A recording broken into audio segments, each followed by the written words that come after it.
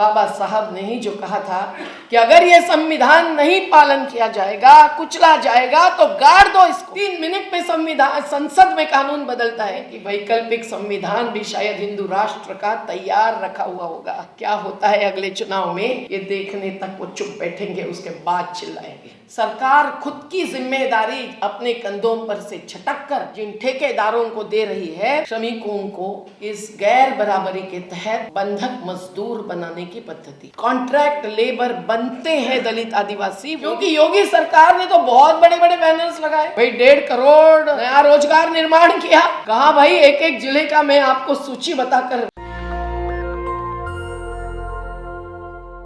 या रोजगार के क्षेत्र में हो, जो सबसे अधिक झलक रही है उसको नकारा जा रहा है। और कौन लड़ेगा इन करोड़पति और अब्जापतियों के सामने? क्या केवल अमेरिका की हिडेनबर्ग ही करेंगे? हम लोगों को ही सभी आधार पर, जिसमें ठेका पद्धति के खिलाफ चलने वाला कपिल साहब और सभी का नेतृत्व लेकर चलने वाला आंदोलन हमारा श्रमिक जनता संघ भी मानता है, तो ये भी शामिल है। हम लोग ये समझे कि बाबा साहब की हो या गांधी जी की हो, सोच में एक प्रकार की समानता थी। कई लोग बहुत ही हिलमिल जाएंगे ये सुनकर। मुझे लगता है कि आज वो समय नहीं है कि गांधी और अंबेडकर, गांधी और शहीद आजम भगत सिंह के बीच में हम ऐसे विभाजन करें कि सबका मार्गदर्शन लेकर वैकल्पिक अर्थव्यवस्था और राजनीति की, जनतंत्र और संविधान के दायरे में हम सोच ही नहीं पाए। आज जरूरी है ये सब चीज़ों के आधार पर सोचना। तो जो ये ठेका पद्धति है, ये ठेका पद्धति श्रमिकों को इस गैर बराबरी के तहत बंधक मजदूर बनाने की पद्धति है। इस देश में बॉन्डेड लेबर एक्ट भी है, लेकिन कौन इसका पालन करता है? स्वामी अग्निवेश जी आज नहीं रहे, पर उन्होंने जो ये मुद्दा सुप्रीम कोर्ट में उठाया और जो अनुभव किया सुप्रीम कोर्ट में वकील साहब, उसके बाद उन्होंने तय किया कि मैं सुप्रीम कोर्ट में पांव नहीं रखूंगा। आज तो उससे ज्यादा बात आगे गई है।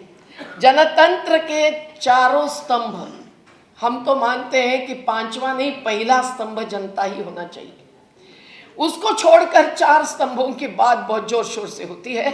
हर स्तंभ को कुछ न कुछ धीमक लग गई है, तो अभी जनता का जनस्तंभ ही खड़ा होना सबसे बड़ी बात है। क्योंकि जनतंत्र अगर होता है तो संविधान बचेगा, अन्यथा बाबा साहब ने ही जो कहा था कि अगर ये संविधान नहीं पालन किया जाएगा, कुचला जाएगा, तो गाड़ दो इसको। आज ऐसा ही लगता है जब दिल जलता है कि उसमें संविधान के भी मूल्य जलते हैं। एक याचिका लगी हुई है कि सर्वधर्म समभाव या धर्मनिरपेक्षता और समाजवाद, जो 1976 में शब्द नहीं मूल्य ऐड किया गया संविधान में, उन दोनों को हटा दो। तो आप समझ सकते हैं कि वैकल्पिक संविधान भी शायद हिंदू राष्ट्र का तैयार रखा हुआ होगा। क्या होता है अगले चुनाव में, ये देखने तक वो चुप बैठेंगे, उसके बाद चिल्लाएंगे। आज ये ठेका पद्धति जो है वो कौन से क्षेत्र में नहीं है, ये पूछने की बात है। ठेका पद्धति हर कारखाने में आ जाई है। हमारी 6 साल से जो संघर्ष की चल रही है, मध्य प्रदेश में कुमार मंगलम बिरला सबसे ज्यादा पुरस्कृत उद्योगपति बन गए। वो घनश्याम दास बिरला की मान्यता नहीं रखते। आज वो लाखों रुपए हर महीने कमाने वाले 7 कंपनियों के सीईओ 2 बार फर्जी बिक्री करते हैं अपनी मिलों की। और जब पहली बार हम हराते हैं तो 4 साल मिल्स बंद होते हुए सेंचुरी की, यार्न और डेनिम की, हम लोगों को उनको तनख्वाह देना पड़ता है, 1000 श्रमिकों को।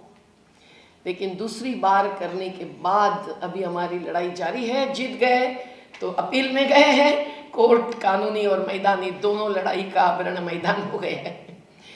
लेकिन ये है कि हम देखते हैं कि नई मिल जो खरीदने वाला है वो पूरी 2 मिल्स अब ठेका मजदूरी पर चलाता है। कारण क्या है? कारण तो एक ही है कि मुनाफा बढ़ जाए, ज्यादा से ज्यादा काम लो और कम से कम दाम लो, समान काम समान वेतन, इसका भी कोई भी आज असर नहीं है। जो ये कॉन्ट्रैक्ट लेबर एक्ट 1970 के 25वें क्या बोलते हैं धारा में लिखा हुआ बात है। तो कौन इसका भी आज अमल कर रहा है?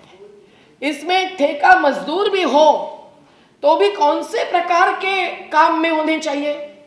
जहां थोड़े समय के लिए सीजनल वर्कर के रूप में रखते हैं उन्हीं को, या थोड़ा समय काम एक प्रकार का लेकर फिर छोड़ देना है उनको, काम उतना ही समय का है उनको, नियमित और साल भर काम करने वालों को ठेका मजदूर नहीं रख सकते, ये कानून कह रहा है।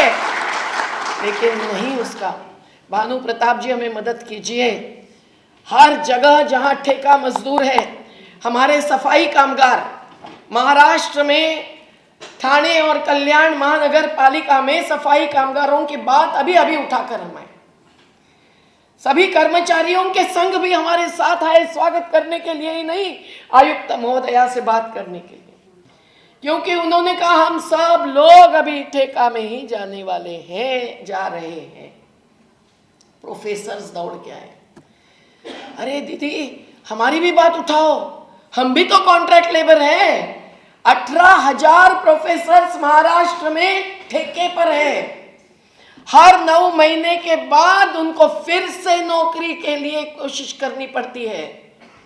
शिक्षा क्षेत्र में, हमारे पहाड़ी आदिवासी क्षेत्र में, सतपुड़ा और विंध्य में जहां हमारी जीवनशाला चलती है, झूठे आरोप आरएसएस का एक लड़का लगाता है, हार गया सब चौकसी करके, लेकिन जब जीवनशाला चलती है, इनकी एक शिक्षक की शाला, वस्ती शाला, नए नए नाम देकर कुछ समय में बर्बाद हो जाती है।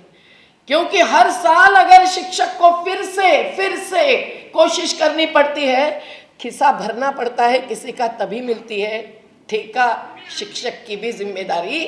तो उन बीच में क्या आदिवासी बच्चे शिक्षा की आदत भूल नहीं जाएंगे? ढोरों के और बच्चों के पीछे नहीं जाएंगे? आज यही हो रहा है। और फिर ये कहना कि अरे कम बच्चे वाली शाला हम बंद करते हैं। महाराष्ट्र 4,000, मध्य प्रदेश ने 7,000 का आंकड़ा जाहिर किया था कि कम बच्चे हैं। अरे पहाड़ी आदिवासी बच्चे जो हमारी जीवनशालाओं से 6,000 पास हुए, कोई डॉक्टर बना, कोई फॉरेस्ट गार्ड बना, कोई क्रीड़ा पटु तो कई सारे बने, शिक्षक बने, कार्यकर्ता बने, मछुआरा संगठनों के हमारे संचालक बने। लेकिन इनको लगता है कि नहीं, थोड़े बच्चों की शाला हो तो निवासी करके पूरी सुविधा देने के बदले ठेका शिक्षक पर चलाए और उससे शिक्षा बर्बाद भी हो जाए तो कोई दिक्कत नहीं है।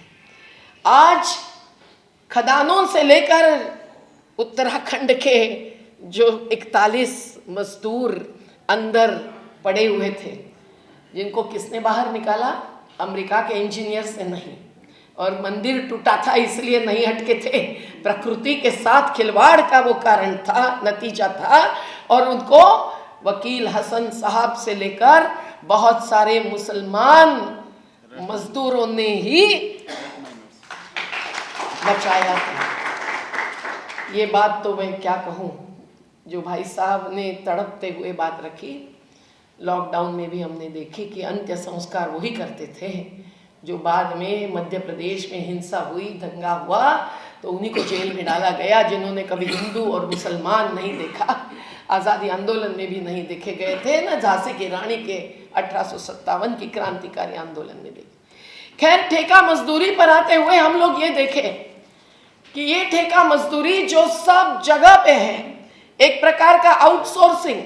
हमारे रेलवे के कैटरर्स यहाँ बैठे हैं, जिनका अंग्रेजों के समय से ठेका नहीं, सरकार से दिया हुआ कार्य चल रहा था।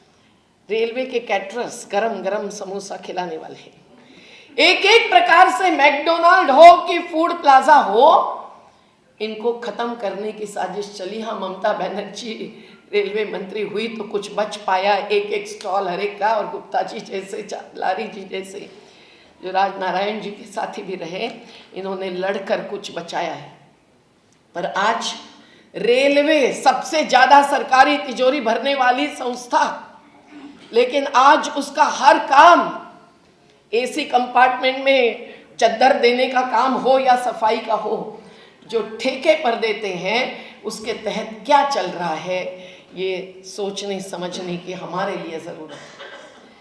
आज इस पूरे कॉन्ट्रैक्ट सिस्टम में जो लाखों करोड़ की लूट बताई गई है, उसको फिर से दोहराने की जरूरत नहीं।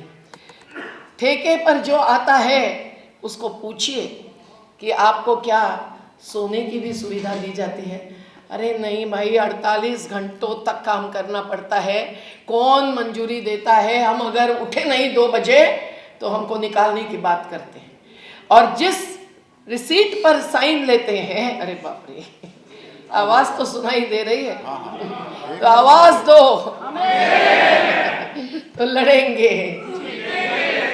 तो ये जो एक रात बेरात काम करवाने की साजिश है, वो ठेका मजदूरों के साथ ही होती है। न केवल रेलवे जैसे सार्वजनिक उद्योग में, लेकिन स्थलांतरित मजदूरों की बात आप सोचिए। ये कानून 1969 का कौन अमल में लाता है? लॉकडाउन की जो बात हुई, महाराष्ट्र से निकलकर हजारों किलोमीटर तक चलने वाले किस कानून के आधार पर चल रहे थे?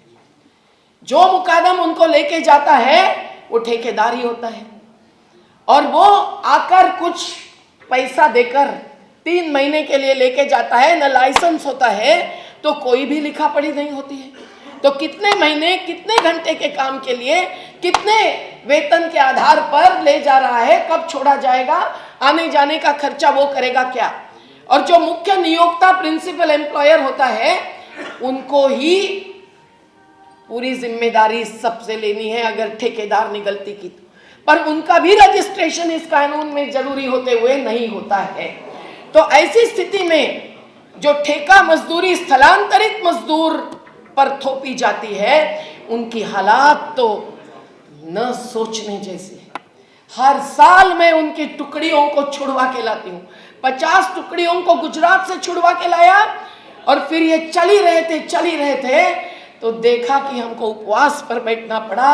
और चौथे दिन से फिर बसेस चालू हो गई, हर ट्रक में बैठना चालू हो गया, और एक को भी हम चलने नहीं देंगे, बॉर्डर क्रॉस नहीं करने देंगे, ऐसे कह के 2000 किलोमीटर चलना बचाया।